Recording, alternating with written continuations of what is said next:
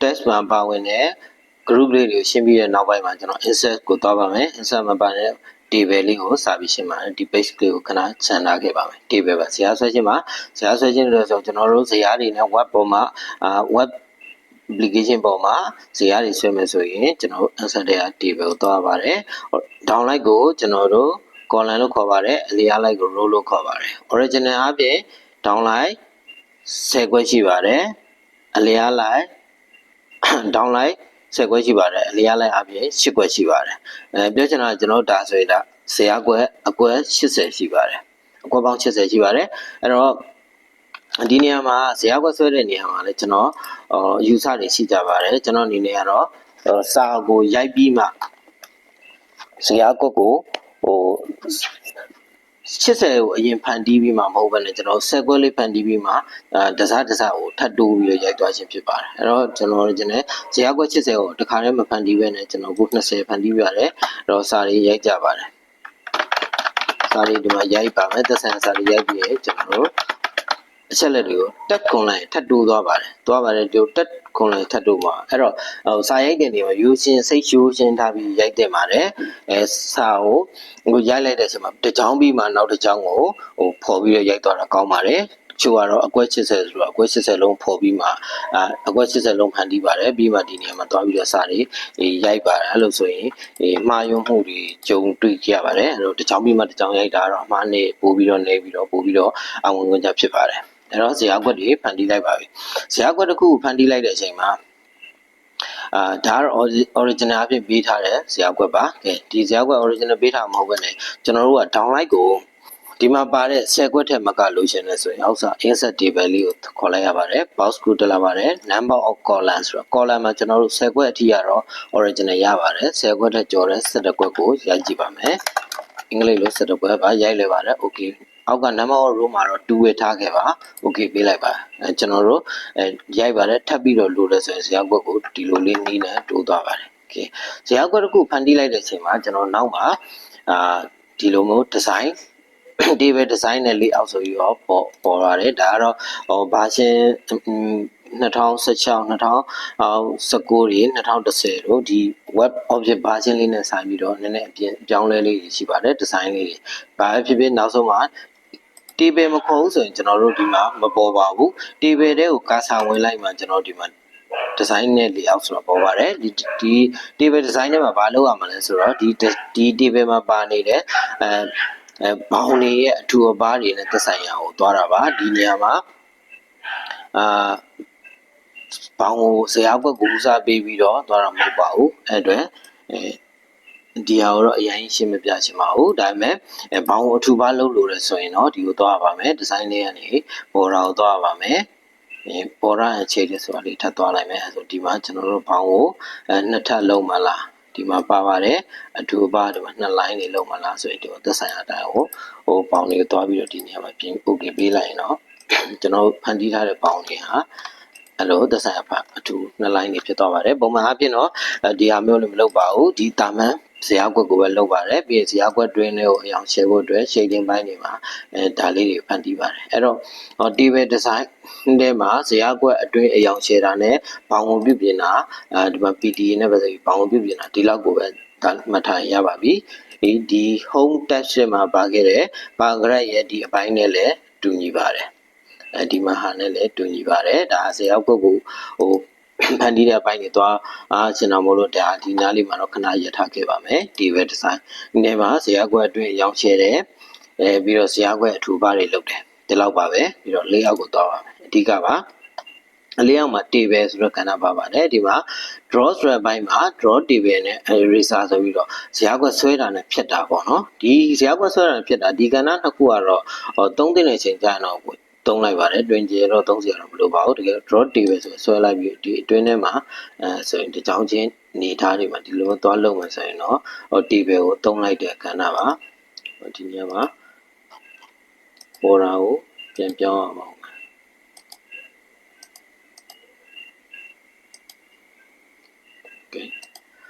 draw table ဆိုရင်ဒီလိုလေး သုံးပါဒီ drop တွေပဲဘယ်နေရာမှာသုံးလိုက်တာလဲဆိုတော့ကျွန်တော်တို့ကြက်ပြားတို့ဟာဘေးပေါင်တွေမထိကြိုက်လို့တဲ့ခန္ဓာတွေမှာသုံးလိုက်ပါတယ်ဒီနေရာမှာကျွန်တော်တို့ဒီစာတိုင်းတစ်ခုကိုနှစ်ခုခွဲလိုက်ရမယ်ခန္ဓာတွေဆိုရင်တော့ဒီနေရာမှာပဲဗျာဝင်ငွေပေါ့ဒီလိုလေးခွဲလိုက်ပါမယ်အပေါ်မှာဝင်ငွေစာရိုက်ပါတယ်အောက်ကကြက်ပြားနှစ်ခုနေရာမှာဆို draw သုံးပြီးတော့ဒီလိုလေးအလွယ်တကူခွဲချလိုက်ပါတယ်အဲ့တော့ဒီနေရာမှာကြက်ဒီနေရာမှာပြားပေါ့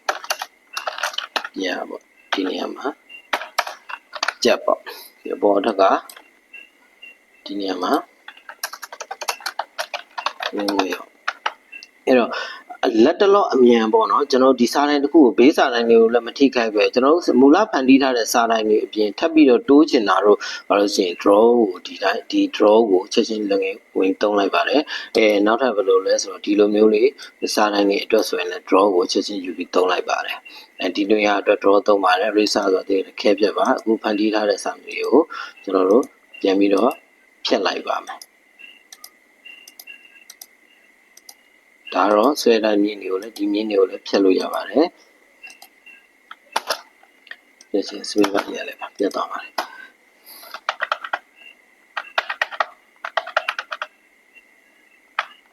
โอเค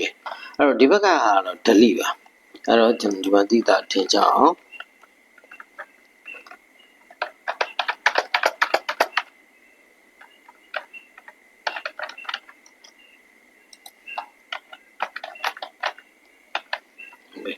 အဲ့တော့ဒီ4နဲ့5ဒီစားတိုင်း4ကိုဖြတ်ချင်ပါတယ်ဒီ4နံပါတ်4ကိုဖြတ်ချင်ပါတယ်အဲ့တော့ delete နေရာလေးကိုဒီကာဆာ4နေရာမှာကာဆာလေးရှိနေရပါမယ်ရှိနေပါတယ် delete နေရာကိုသွားပါတယ်ပထမဆုံးက delete cell ပါ delete cell ဆိုတာကိုထောက်ကြည့်လိုက်မယ်ဆိုရင်တော့တက်လာပါတယ်ဒီမှာ shift left click ကို okay ပေးလိုက်ပါမယ်ဆိုတော့ဒီနေရာ number 4စာတိုင်းလေးကပြတ်သွားပါတယ်ဒါပေမဲ့9အစစ်စစ်ရွှေ့လာပါတယ်ဒီဘက်မှာယော့သွားပါတယ်အဲ့တော့ဒီမှာဆဲကွက်တစ်ကွက်ဒီတစ်ကွက်ချင်းစီကိုကျွန်တော်ဆဲတွေလို့ခေါ်ပါတယ်ဆဲကွက်တစ်ကွက်ချင်းပြတ်သွားတာပါဒီနားမှာလက်သွားတာဖြစ်တဲ့အတွက်ဘယ်ညာဘက်ကနေရှိနေဆဲကွက်ကလာပြီးတော့ဖြည့်လိုက်တဲ့သဘောပါဒီမှာနောက်ဆုံးလွတ်သွားပါတယ်ဒါလက်ရှိ close set ဒီမှာပြင်မှာပြန်သွားပါတယ်အဲ့တော့လက်ရှိဒီနေရာကိုကျွန်တော်ကတစ်ခွက်တည်းကိုဆဲခွက်တစ်ခွက်တည်းကိုဖြတ်လိုက်တာပါနောက်တစ်ခုသွားပါမယ် delete column ပါအဲ့တော့ဒီလေးပုံမှာပဲကာဆာရှိပါတယ် delete column ဆိုတာလေးကိုရွေးလိုက်ပါတယ်အဲ့တော့ column downlight ဆိုကာဆာလေးရှိနေတဲ့ downlight တစ်ချောက်က auto ပြတ်သွားပါတယ်ခုနကတော့4ဆိုတဲ့ဆဲခွက်တစ်ခွက်ပဲပြတ်တာပါအခုကတော့ column တစ်ချောက်လုံးပြတ်သွားတာပါ close set ပြန်သွားပါမယ်နောက်တစ်ခုကကြတော့ကာဆာလေးရှိနေမှာ delete ကိုသွားပါမယ် delete row ပါ4နေရာမှာကာဆာလေးရှိနေပါတယ် delete row ကိုဖြတ်လိုက်ပါတယ်သို့ပေမဲ့ number 1ဆိုတဲ့ဒီတစ်လျှောက် row တစ်လျှောက်လုံးကြီးပြတ်သွားပါတယ် row တစ်လျှောက်လုံးကြီးကိုဒီနေရာမှာကာဆာရှိုံနဲ့ delete row ကိုနှိပ်လိုက်တာနဲ့ row တစ်လျှောက်လုံးပြတ်သွားပါတယ်နောက်တစ်ခုကကြတော့ delete table ပါဒီ table ရဲ့မြည်သည့်နေရာမှာမဆိုကာဆာရှိနေပါစေ delete table ကိုနှိပ်လိုက်တဲ့အချိန်မှာဒီ table တစ်ခုလုံးပြတ်သွားပါတယ်ဒီဟာကတော့ delete ဖြည့်ရှင်းဇယားခွက်ကိုဖြည့်ရှင်းတဲ့သက်ဆိုင်တဲ့ခန္ဓာလေးခုပါအဲ့ဒါကိုတူကောက်ရှိပါတယ်ပြောရမယ်ဆိုကျွန်တော်တို့ဒီနံပါတ်4ကိုဖြည့်ချင်တယ်ဆိုရင်ဒီနေရာကိုဆက်လက်ဆွဲထားဖို့တော့လိုအပ်အတူကောက်ကိန်းအလွယ်တကူလုပ်တဲ့နည်းလမ်းပါလဲဆိုတော့ဒီ4ကိုဖြည့်ချင်ပါတယ်ဒီ4စာတိုင်းတစ်ခုလုံးဖြည့်ချင်ပါတယ်မူလကျွန်တော်တို့က4ပေါ်မှာဆက်လက်ဆွဲခြင်းမရှိဘဲနဲ့ကာဆာလေးပဲချခဲ့ပါတယ်ပြီးရင်ကျွန်တော်တို့ဒီမှာ delete column ဆိုတော့နှိပ်လိုက်ပါတယ်ဒီတစ်လျှောက်လုံးပြတ်သွားပါတယ်အခုကတော့မဟုတ်ပါဘူးဖြတ်လို့တဲ့တစ်လျှောက်လုံးကိုဆက်လက်ဆွဲလိုက်ပါတယ် keyboard ပေါ်မှာရှိတဲ့ best space ဆိုတာလေးကိုနှိပ်လိုက်ပါ bsp best space ဆိုနောက်ပြန်သွားစာလုံးဘယ်ဘက်ကစာလုံးကိုဖြတ်တဲ့ best space ကိုနှိပ်လိုက်ပါတယ် delete မဟုတ်ပါဘူး best space ပါအဲဆိုရင် number rate အခုကျွန်တော်တို့ select share ထားတဲ့ lead ဆိုတဲ့ column တစ်ခုလုံးပြတ်သွားပါတယ် row set ပြန်သွားပါမယ်ပြန်ပြပါမယ်နောက်တစ်ခုကကျွန်တော်တို့ဒီ2ဒီအခုလက်ရှိ row 2ပေါ့နံပါတ်2ဆိုတော့ row တစ်လျှောက်လုံးကိုကျွန်တော်တို့ကဖြတ်လိုက်ပါမယ်ဒီမှာအခုဒီဟာ row တစ်လျှောက်လုံးဖြတ်မှာမဟုတ်ပါဘူးဒီ2ဆိုတော့ဒီ2ခွက်3ခွက်အခု share ထားသလို5ခွက်ကိုဖြတ်မယ်ဆိုရင်5ခွက်ကိုဆက်လက်ဆွဲလိုက်ပါ best space နှိပ်ပါ okay ပေးလိုက်ပါဒီ5ခွက်ပြတ်သွားလို့ဒီဘက်မှာရောသွားပါတယ်ပြန်ဖြည့်သွားခြင်းဖြစ်ပါတယ်အဲ့တော့ပုံမှန်အားဖြင့်ကာဆာလေးပဲရှိနေမယ် တောင်လိုက်ကိုဖြတ်ခြင်းနဲ့အလျားလိုက်ကိုဖြတ်ခြင်းနဲ့သို့မဟုတ်လက်ရှိကားစားရှိနေတဲ့ဆဲကွက်ကိုဖြတ်ခြင်းနဲ့သို့မဟုတ်ဒီ table တစ်ခုလုံးကိုဖြတ်ခြင်းနဲ့ဆိုရင်အသစ်ပေါ်ထားတဲ့ကျွန်တော်တို့ဇယားဆွဲလိုက်တဲ့အချိန်မှာအသစ်ပေါ်ထားတဲ့ layout ထဲက table မှာသွားပြီးရွေးချယ်ရပါမယ်။သို့ပေမဲ့ကျွန်တော်တို့ကစာရိုက်တယ်ဆိုတဲ့အချိန်မှာစာရိုက်နေအများအား home dash မှာပဲထားပြီးတော့ကျွန်တော်ရဲ့စာလုံးအမျိုးအစားတွေရွယ်စားတွေဘိုးဝင်နေလားစောင်းနေလားကျွန်တော်ဒီမှာအယောင်တွေကို share တာနေဒီမှာစစ်ဆေးပါတယ်ဒီမှာစာရိုက်နေဒီနေရာမှာစာရိုက်နေရင်လည်းကျွန်တော်တို့စာရိုက်နေပါတယ် keyboard ပေါ်မှာလက်နှစ်ဖက်နဲ့ရိုက်နေပါတယ်လက်နှစ်ဖက်တင်ပြီးရိုက်နေပါတယ်အဲ့မှာကျွန်တော်တို့ကဒီနံပါတ်6ကိုဒီနေရာလေးကိုဖြတ်ချင်ပါတယ်ဖြတ်ချင်ပါတယ်ဆိုရင်ဘယ်လိုလုပ်မလဲဒီနေရာကို6ကိုထောက်ပါတယ်layoutကိုသွားပါတယ် delete ကိုသွားပါတယ် column ကိုရွေးပါတယ်သွားရပါတယ်လို့ပါအဲ့လိုမျိုးလေးမလုပ်တော့ပါဘူးကျွန်တော်တို့က home ဒီမှာပဲဒီ set တွေဖြတ်လို့တဲ့တစ်ချောင်းလုံးကို select ရှယ်လိုက်ပါမယ် keyboard ပေါ်က back space နှိပ်ပါမယ်ပြတ်သွားပါပြီအဲ့တော့ဒီ number 2ကိုဖြတ်ချင်ပါတယ် select ရှယ်လိုက်ပါမယ်ကျွန်တော်တို့ layout ကိုမသွားပါဘူးဒီ home text မှာပဲတခါတည်းလုပ်လို့ရပါတယ် select ရှယ်လိုက်ပါတယ် back space နှိပ်လိုက်ပါတယ်ပေါ် box group တက်လာပါတယ် okay ဆက်ပေးလိုက်ပါတယ်ပြတ်သွားပါတယ်အဲ့တော့မသိတဲ့လူကတော့ပုံမှန်ပေါ့နော်ဖြတ်ချင်းဒီလို select ရှယ်ပြီးတော့ back space နှိပ်တာမသိဘူးဆိုရင်ကျွန်တော်ကဘာလုပ်ရမလဲ select ရှယ်သွားရပါတယ်သွားပြီးတော့ layout ကိုတကူကသွားပြီးတော့ delete ရနေတာနှိပ်ရပါတယ်တည်သွားတော့ကြုံတဲ့နေရာကနေဒီ home ကိုကြုံရင်ကြုံတဲ့နေရာကနေကိုဖြတ်လို့တဲ့ဟာကိုပဲဒီလို select ဆွဲမယ်ဒီ3ခုကိုဖြတ်ချင်3ခု select ဆွဲပြီးတော့ back space နှိပ်လိုက်မယ်ပြတ်သွားပါပြီဒီ table တစ်ခုလုံးဆွဲချင်တယ်ဆိုရင်တော့ဒီ table ကို table ထဲမှာ cursor ရှာပါ control A လို့ select ဒီလိုမျိုး table တစ်ခုလုံး select ဆွဲပါသို့မဟုတ်ဒီ table ထိပ်ကဒီဘက်ပေါ်မှာဒါလေးကိုဆွဲလိုက်ပါဒါဆိုရင်အားလုံးကို select all ပေးလိုက်တာနဲ့ဒီ table တစ်ခုလုံးကို select all ပေးလိုက်တာနဲ့တူပါတယ် back space နှိပ်လိုက်ပါကျွန်တော်တို့ပြတ်သွားပြီဇာတ်တစ်ခုလုံးအဲ့ဒါဇာတ်ကွယ်ဖြတ်ချင်းပါ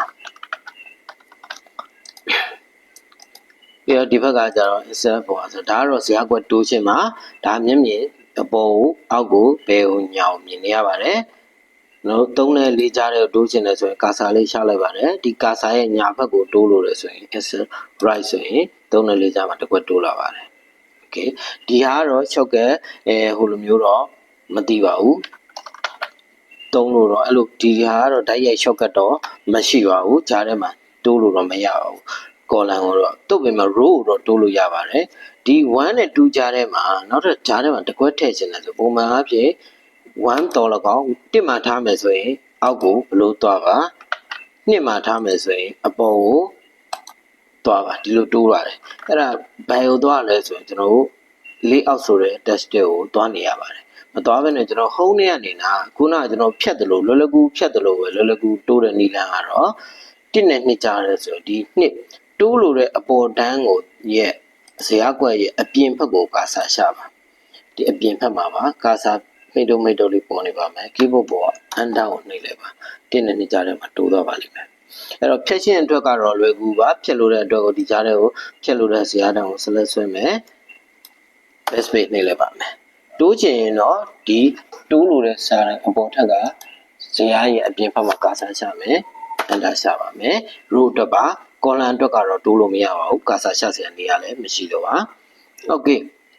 ပြီးတော့နောက်တစ်ခုကကျတော့ကျွန်တော်တို့ muscle ပေါင်းတာပါဒီလက်ရှိအနေနဲ့ကာဆာဇယားကွက်တစ်ခုပေါ်မှာကာဆာရှိနေတဲ့အချိန်မှာဒီ muscle ကပေါင်းလို့မရပါဘူးမှိတ်နေပါတယ်အဲ့တော့တစ်ခုတည်းပို့သောအရာတွေကိုကျွန်တော်တို့ပေါင်းဆက်တာပါဒီဇယားကွက်ကိုနောက်ထပ်ဇယားကွက်တစ်ခုနဲ့ဒီလောက်ထိ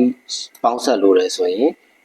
ဒီ9ကွက်ကိုတစ်ကွက်ထည့်လုပ်မယ်ဆိုရင် share တာပေါင်းဆက်လို့တော့လောက် share တာလိုက်ပါဒီ message ကလင်းလာပါတယ်ထောက်လိုက်ပါဆိုရင်ကျွန်တော်ဒီဟာဇယားကွက်ပေါင်းဆက်ပြီးသားတစ်ကွက်ထည့်ဖြစ်သွားပါပြီနောက်တစ်ခုကျတော့ကျွန်တော်ဒီဇယားတိုင်းကိုအကြီးရရှဲ့တာပါအချင်းကျယ်ပြုလုပ်တာပါဒါပြင်ဒီစာတိုင်းပေါ်မှာကျွန်တော်ဒီ table ပေါ်မှာဒီလိုလေးတဲ့တဲ့လေးရအောင်သွားမယ်ဆိုရင်ညာဟာဘိညာနဲ့ကျွန်တော်ရွှေ့လို့ပြုလို့ရတဲ့အနေထားပါအပေါ်ဆိုလဲအပေါ်အောင်ရတာပါမျက်မြင်အပြင်ကျွန်တော်တို့အချင်းအကျယ်ပြုလုပ်လို့ရပါတယ်အဲ့ဒီဟာကိုကျွန်တော်ကအတိအကျသဘောအဖြစ်ဆိုရင်ဒီမှာရှိပါတယ် height ကို1ဆိုရင် 1ထားပါ weight ကိုအလျားလိုက်ကို1ဆိုလဲဒီနေ့မှာ1ဆို1ရလိုက်ပါအဲ့တော့ဒီအကွက်ဟာအလျားအနံတလက်မဖြစ်သွားပါပြီနော်နောက်တစ်ခုကကျတော့ကျွန်တော်တို့ဘဲလဲညာပေါ်လဲအောင်ပါဒီကျွန်တော်ပုံမှန်အဖြစ်စာရိုက်ရင်ဘဲရဲ့အလဲရဲ့ညာရဲ့control A မသုံးသင့်ပေါ့နော် justify ရဲ့ control E အလဲညှိရဲ့ control R ညာညှိဆိုတာရှိပါတယ်သို့ပေမဲ့ဒီမှာတော့ဇယားကွက်ကကျဲသွားမယ်တကြောင်ထက်ပိုပြီးတော့ area ကျဲလာမယ်ဆိုရင်တော့ကျွန်တော်ဒီနဲ့နှစ်ပါဒီဇယားကွက်ကတကြောင်ထက်ပိုပြီးတော့ဒီနှစ်ကပုံမှန်တိုင်းဒီလိုတဒန်းနဲ့ဆိုရင် control E အလဲပါ control R ညာပါသို့ပေမဲ့ဒီလိုမျိုးဒီထက်မက area ကျဲသွားမယ်ဆိုရင်တော့သူဟာအပေါ်အလဲအောက်ပေါ်ဆိုရင်နောက်ထပ်အကြောင်းတရားတွေထပ်ပေါ်လာပါတယ်အဲ့ဒါလေးကိုနေရာချတာပါဒီနေရာမှာပါဒါကတော့အလဲရဲ့ပဲအလဲရဲ့အလဲပါအဲ့တော့အလဲအလဲကိုစင်တာထားပြီးတော့ရင်ဒီဇယားကွက်ကိုခြုံတာရှဲ့တာဒီလိုပြုလုပ်စေကမူ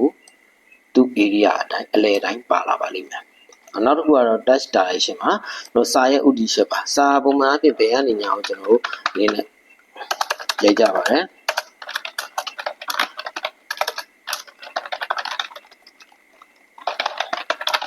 ရိုက်သွားပါတယ်အဲ့တော့ဒါဘယ်ကနေညာ direction မှာဒီစာကြောင်းကိုနေရာမှာကာစာလေးရှိအောင်လေးရပါတယ် touch direction ထောက်ပါတယ်ဒါကတော့အပေါ်ကနေအောက်ကိုပါထပ်ထောက်ပါတယ်အောက်ကနေအပေါ်ပါစာကြောင်းမဆက်ဘူးဆိုရင်ကျွန်တော်ဒီလိုလေး share ကြည့်လိုက်ပါမယ်အဲဆန်းသွားပါပြီဒီလိုလေးလုပ်ပါအဲ့တော့စာကြောင်းတွေကိုကျွန်တော်ကဥတီချက်ပြောင်းလဲတာပါအဲ့တော့ကျွန်တော်အခုဒီ layout ထဲမှာဒီ draw နဲ့ eraser ဒါတကဏ္ဍပေါ့နော်အဓိကပြောချင်တာဖြတ်ချင်းဇယားကွက်ဖြတ်ချင်းဇယားကွက်တိုးချင်းဇယားကွက်ပေါင်းဆက်ချင်းဇယားကွက်အချင်းအကျယ်ရယ်ပြီးတော့နေရာဘဲလဲညာပေါ်လဲအောက်နေရာချတာရယ် touch ရယ် direction ကိုပြောလိုက်ပါတယ်အဲ့ဒီအကြောင်းတရားအားလုံးဟာကျွန်တော်တို့home ကနေပြီးတော့ direct လုပ်လို့ရတာဇယားကွက်တိုးတာကိုကျွန်တော်တို့row ကိုတိုးလို့ရပါတယ် column ကိုတိုးလို့မရခဲ့ပါဘူးဖြတ်တာကတော့ row ကို column ကိုဖြတ်လို့ရပါတယ်သို့ပေမဲ့နောက်ကအခုကျွန်တော်တို့ direction တွေပေါင်းစပ်တာအားလုံးလုံးဆောင်ခြင်းအားလုံးဟာ right click ဒီ keyboard ပေါ်မှာကစီကနေရာ right click ထောက်လိုက်ရင်ဒီမှာအကုန်ပေါ်လာပါတယ်ဒီတာမန်အတိုင်းဒီမှာလည်းပေါ်ပါတယ်အပေါ်မှာဇယားကွက်အဆက်တိုးတာဖြတ်တာဒါတွေအကုန်လုံးဟာလည်းဒီစာရိုက်နေရင် right click ထောက်လိုက်ရင်လည်းကျွန်တော်ပေါ်လာပါတယ်ဒီနေရာမှာတိုးလို့ပေါ်လာပါတယ်ပေါင်းစပ်ခြင်းဆိုရင်လည်းဒီလို select ချက်လိုက်ပါဒီ layout ကိုသွားပြီးတော့ master နဲ့မပေါင်းပဲ home ကနေ right click ထောက်ပြီးတော့ master နဲ့လည်းပေါင်းလို့ရပါတယ်အဲ့တော့ကွန်ပျူတာမှာလုံးလုံးကြီးမြန်ဆန်လာတဲ့အဆင်ပြေလာတယ်ဆိုတာ shortcut တွေလည်းဒီကျွန်တော်တို့ဒီ control နဲ့ပတ်သက်တဲ့ shortcut တွေလည်းတည်ဖို့လိုလာတယ်ပြီးတော့ဖြတ်ထိုးညံကောင်းနဲ့ဘယ်နေရာမှာလုပ်လို့ရတယ်ဆိုအလွယ်လွယ်ကိုအသုံးချတာအပေါ်မှာလည်းမူတည်ပါတယ်အဲ့တော့အဲ့ဒါလေးလည်း user လေ့လာဖို့ပြောချင်ပါတယ်ဆက်လက်ပြီးတော့ကျွန်တော်ဒီဇယားကွက်နဲ့ပတ်သက်ပြီးတော့တိုးရှင်းဖြည့်ခြင်းတွေပြီးသွားအချိန်မှာထပ်ပြီးတော့တစ်ခုလေးထပ်ပြီးတော့ပြောချင်ပါတယ်အဲ့ဒါကတော့လက်တွေ့ဇယားကွက်တိုးတာဖြတ်တာတော့တည်သွားပြီလက်တွေ့ဘယ်လိုလုပ်မလဲပေါ့နော်အဲ့တော့ကျွန်တော်တစ်ခုရှာထားတာလေးရှိပါတယ်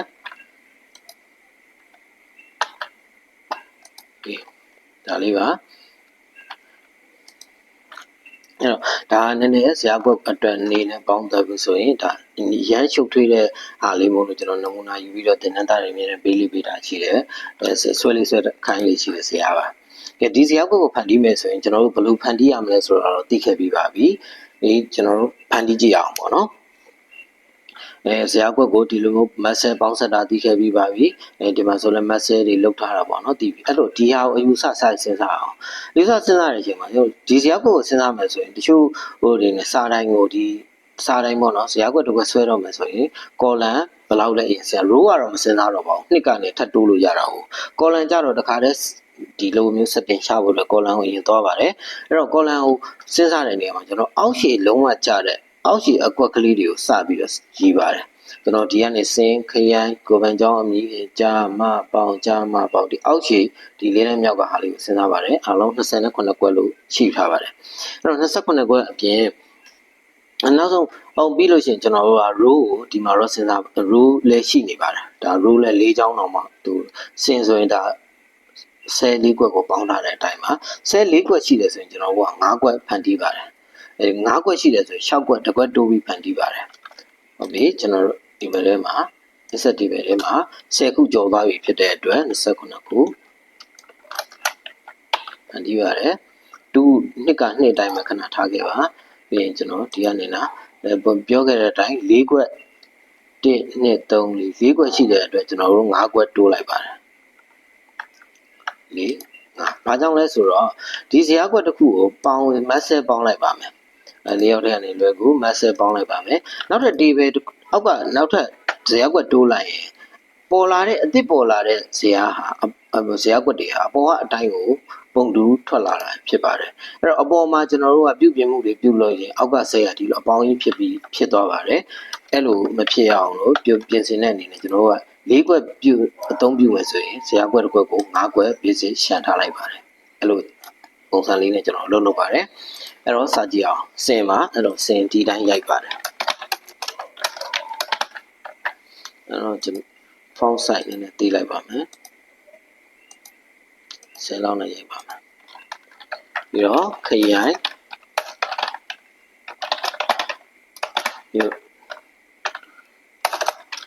ပြုနေပါပြီးတော့ကိုပန်းချောင်း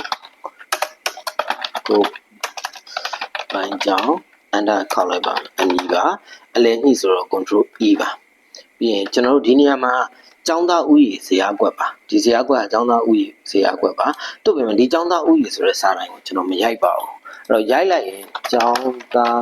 ဥယျာဉ်ဆိုရင်ဒီဇယားကွက်ကြီးဒီဆဲကွက်ကြီးကျဲသွားပါတယ်ဒီကွက်နဲ့မညီမျှပါဘူးအဲ့တော့မရိုက်ပါဘူးဘယ်လိုဘာကိုရိုက်ရမလဲဆိုတော့ဒီအောက်ခြေအကျဆုံးအကွက်ကိုရင်သွားပါတယ်၄ ကွက်မြောက်ပါဒါကျောင်းသားဥယျာဉ်အကွက်ပါဘာသာတွဲအကွက်ပါဒသမနဝမအကွက်ပါကြားမအကွက်ပါအဲ့တော့ကြားမအကွက်ကိုသွားပါတယ်ကာတက်ခုံပါတယ်မတက်ခုံပါတယ်ပဒီကွက်နဲ့ဘက်ကိုတက်ခုံပြီးသွားပါတယ်ကြားမပေါင်းလို့ပြီးသွားရင်ကျွန်တော်တို့ကဒီပြီးသွားမှဒီအပေါ်ထက်ကဒသမဆိုတဲ့ဟာလေးကိုတန်းမရိုက်ပါဘူးဆဲကွက်ကိုအရင်ပေါင်းလိုက်ပါတယ်ဆက်လက်ပေါင်းဆက်လို့တဲ့ဆဲကွက်ကိုဒီ3ခုပေါ်မှာတစ်ကွက်ထပ်ပြုလို့လို့ရှင်ဖြစ်တဲ့အတွက် select ရတဲ့ right click ထောက်တယ်မတ်ဆဲပေါင်းလိုက်ပါတယ်ဒီကောင်ကဒသမပါပြီးရင်ကျွန်တော်ဒီဟာလေးတွေကိုဒါ control E ပေါ့နော်ဒါထားပါတော့နောက်မှပြောင်းလဲလို့ရပါတယ်ဒီ copy ယူလို့ရပါတယ်အဲ့တော့ကြာမှာပေါ့ဒီတိုင်းလေး control C copy တဲ့နေရာမှာလည်းဒီတိုင်း control V ဆိုရင်အဆင်မပြေပါဘူး control Z ၄ ကွက်ဆိုလဲ၄ ကွက်ပေါ့နော်ဒီလိုကြာမှာပေါ့ဆိုဒီလိုဆိုရင်အဲ့ဆို copy မယူတော့ပါနဲ့နော်ယူလို့တော့ရပါတယ်ပြီးရင်ဒီမှာဒီတိုင်း control C ဒီကောင်ကို control C ဒီနေရာ control V ပါဒီဟာလေးကိုလည်းမဆက်ပေါင်းပါဒါကတော့ကျွမ်းကျင်လိုက်တော့မြင်ပါတယ်ကျွန်တော်မြင်ပါလိမ့်မယ်ပြန်လာပါလိမ့်မယ်ပါပြီးလို့ရှိရင်တသမလုံးမှာဒီတိုင်းပါပဲဆိုတော့ control C နှစ်ခုလုံးယူသွားလိုက်ရပါတယ် control V ဒါကတော့ဘာသာတွေအတွက်ပေါ့ဒီမှာလည်း3 ကွက်တစ်ခုကိုဆိုတော့3 ကွက်တစ်ခုကိုမဆက်ပေါင်းလိုက်ပါโอเคအဲ့တော့ဒီနဝမ2ခုပေါ်မှာဘာသာတွေတစ်ဆိုပြီးတော့တွဲပေါင်းပါတယ်အဲ့အတွက်ဒီတိုင်းဆွဲလိုက်ပါမယ် regulate ထောက်ပြီးတော့မဆက်ရင်ပေါင်းပါတယ်ပြီးမှတစ်ဆိုပြီးရိုက်လိုက်ပါမယ်ပြီးရင်ဒီမှာဒီ3ခုပေါ်မှာဒါဘာသာတွေ regulate ပါဘာသာတွေနှစ်ပါပြီးရင်ဒါဘာသာရဲခုံပေါ့နော်ဆိုတော့ဒီကနေဒီတက်ဒီကိုကတိနေတော့ဒီလိုပေါင်းထည့်လိုက်ပါမယ်ပြီးရင်3 question ကိုအစပေါင်းပါမယ်ဒါကို format painter အနေနဲ့တွားပြီးတော့အခုလုပ်လိုက်ရပါတယ်ဒါပေမဲ့ဒီတိုင်းရိုးရှင်းနဲ့အစအလွတ်ကုန်လို့ဒီတိုင်းလေးပဲတွားပါလေ့ကျင့်ပါပေါ့ပြီးရင်ဘာသာရဲ9ပါဂျာမပေါင်းဒီတိတွားပါတယ်6 ကွက်ပါအဲဆိုတော့ဒီဘာသာတွဲဆိုအောင် control C ကိုယူလိုက်မယ် control V ပါပြီးရင်ဒီကောင်က select ဆွဲလိုက်ပါတယ်မဆဲပါနော်ဒီဘာသာတွဲ1ဘာသာတွဲ2ဘာသာတွဲဒီနေရာမှာ9ပါဒီမှာစုပေါင်းပါโอเคပြီးတော့ပါပြီဒီဟာလေး control E အလဲညှိလိုက်ပါမယ်နော်မတသမဆိုရင်တော့ control Cဒါကိုကျတော့ control V နဲ့တွားရင်ရပါပြီပြီးမှဒီကောင်အားလုံးကိုဆက်လက်ဆွဲပါဒါအကြောင်းသားဥယျာဉ်ဆိုတဲ့အတန်းမှာ လုံးဝဒီတိုင်း regulate ထောက်ပြီးတော့အဲ့ချိန်ကျမှပေါင်းလိုက်ပါပြီးရင်ကျောင်းသားသူကြီးပြီးဘာလုပ်ရမလဲကျွန်တော်တို့ဒီ sin ဆိုတဲ့ဟာလေး message ပေါင်းရပါဦးမယ်30အတိုင်း message ပေါင်းပါဆွဲပါ message ပေါင်းပါဒါလေးကိုလည်း message ပေါင်းပါပြီးရင်ကျွန်တော်ဘာလုပ်ရမလဲစာတွေကိုအလည်ညှိညှိရမှာပေါ့နော်ဒီ line select ဆွဲလိုက်ပါမယ်ဒီတော့ select ဆွဲပြီးတော့ right click ထောက်ပြီးဒီနေရာမှာသွားလို့ရပါတယ် right click ထောက်ပြီးသွားလို့ရမယ်ကျွန်တော်ကအမြဲတမ်းဒီကနေမသွားပါဘူးတစ်ခါကြီးပေါ်တက်တစ်ခါလေးမပေါ်တာလည်းရှိပါတယ်အတွက်လေးအောက်ကိုသွားလိုက်ပြီးတော့အလဲညှိလိုက်ပါအလဲပေါ့နော်အပေါ်ကိုလည်းအလဲကြတဲ့ဘယ်လည်းညာကိုလည်းအလဲကြတာပေါ့ပြီးရင်ကျွန်တော်ဒီနေရာမှာစင်ဆိုတစ်ဆိုတစ်ပါကာအဲ့လိုပါဒီဘောဇရာကုတ်အဲ့တော့ဒီဟာလေးကိုအရှိခံပြီးတော့ဘယ်ဇရာမဆိုဆွဲနိုင်ပြီလို့တော့ယူဆနိုင်ပါတယ်စဉ်းစားနေရအောက်ခြေကျတဲ့ဇရာကုတ်ကိုဒီလိုဆွဲခြင်းအပြင်စာလိုင်းလေးအလုံးမလှလှပပလေးနဲ့စာလိုင်းလေးလည်းရွေးဆောင်သွားတာမရှိဘဲနဲ့အဆင်ပြေသွားပါလိမ့်မယ်တကယ်တမ်းဒီအပေါ်ပိုင်းကိုစစဉ်းစားပြီးတော့စာဒီဆဲကွက်တွေကဒီလိုကြီးကျဲသွားပါလိမ့်ဖြစ်သွားတတ်ပါတယ်အဲ့တော့ဇရာကွက်ပါဇရာကွက်ထဲမှာစာရိုက်တဲ့ဟာလေးတခုကြံပါသေးတယ်ဇရာကွက်နဲ့ပတ်သက်ပြီးရှင်းမယ်ဆိုရင်ကျွန်တော်တို့ညွှန်ကြားချက်တွေရိုက်ရပါတော့တစ်ရိုက်ပါတယ်တစ်ပြီးရင်ကျွန်တော်တို့ကတက်ခုံလိုက်မယ်ဆိုရင်နောက်တစ်ခုကိုရောက်သွားပါတယ်အဲ့တော့ကျွန်တော်နောက်တစ်ခုလည်းမရောက်ချင်ပါဘူးတစ်ပြီးရင်ကျွန်တော်ကဒီနေရာမှာစာအကြောင်းအရာရေးရပါပေါ့ပြီးမှနောက်တစ်ခုသွားမှာပေါ့အဲ့လိုဆိုရင်ကျွန်တော်က keyboard ပေါ်မှာဒီတိုင်းတက်ကိုဒီတိုင်းခုံလို့မရပါဘူး control လေးနဲ့နှိပ်ပြီး control အပေါင်း control နဲ့တက်ကိုခုံရပါတယ်အဲ့ဆိုရင်ဒီမှာကနောက်တစ်ခုမသွားပါဘူး enter ချတယ်နှစ်တက်ခုံပါတယ်နောက်တစ်ခုရောက်သွားပါတယ်မရောက်စေချင်ဘူးဆိုရင် control နဲ့ခုံလိုက်ပါတယ် control တက်ဆိုရင်အဲ့လိုမျိုးရောက်သွားပါတယ်အဲ့တော့ဇရာကွက်အတွင်းထဲမှာတက်ခုံရမယ့်ခန္ဓာတွေဆိုဇရာကွက်ဆိုတာတစ်ကွက်နဲ့တစ်ကွက်ကိုarrow key တွေနဲ့ဒီတိုင်းသွားလို့ရတယ်လို့တစ်ကွက်နဲ့တစ်ကွက်ကိုကျွန်တော်တက်ခုံပြီးတော့ခုံကူးပြီးရိုက်တာပါအဲ့တော့ဒီလိုမျိုးကြုံရမယ်တက်ခုံရမယ်ဇရာကွက်အတွင်းတက်ခုံရှင်းတဲ့ဆိုင်ရင်လည်းဆိုရင် control နဲ့ပေါင်းပြီးတက်ခုံပါအဲ့ဒါလေးချိပါတယ်ကျွန်တော်တို့ညွှန်ကြားချက်တွေဖြစ်ပေါ့နော်ဒီဇရာကွက်တစ်ကွက်ထဲမှာတက်ခုံပြီးရိုက်ရမယ်ခန္ဓာတွေဆိုရင်control ပေါင်းပြီးခံပါတကယ်လို့ control မခံဘူးဆိုရင်ဒီဘက်ကိုရောက်သွားပါတယ်အဲ့ပြီးတော့ဆက်ပြီးပြောမယ်ဆိုရင်ကျွန်တော်တို့တက်ခုံတဲ့နေရာမှာ